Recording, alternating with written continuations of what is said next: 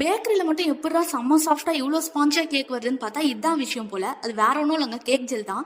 இன்னைக்கு பேக்கரி ஸ்டைல்ல வீட்லயே கேக் ஜெல் யூஸ் பண்ணி எப்படி சாக்லேட் கேக் செய்றதுன்னு பார்க்கலாம். அதுக்கு ஒரு பவுல்ல 2 முட்டை, கொஞ்சம் வெனிலா எசன்ஸ் ஆட் பண்ணி எக்கோட ஸ்மெல் போற வரைக்கும் நல்லா பீட் பண்ணிக்கிறேன். கூடவே பவுடர் பண்ண சுகர 3 பேட்சா ஆட் பண்ணி நல்லா மிக்ஸ் பண்ணிக்கிறேன்.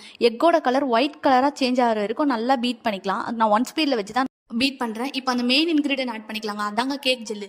ஒரு ஸ்பூன் கேக் ஜெல் கூட கொஞ்சம் தண்ணி ஊத்தி நல்லா மிக்ஸ் பண்ணிக்கிறேன். கேக் ஜெல் போட்டதுக்கப்புறம் இந்த எக் ஸ்ட்ரக்சர் வந்து நல்லா ஒயிட் கலரில் மாறும்.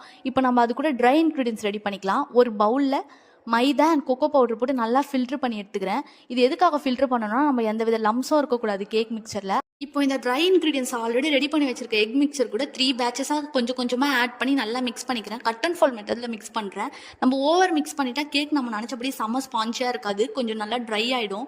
இந்த மிக்சரை ஒரு கேக் டினுக்கு மாற்றி ப்ரீ ஹீட் பண்ண அவனில் ஒரு 40 to 50 மினிட்ஸ் வச்சு எடுத்துக்கிட்டா நமக்கு சூப்பரான ஸ்பாஞ்ச்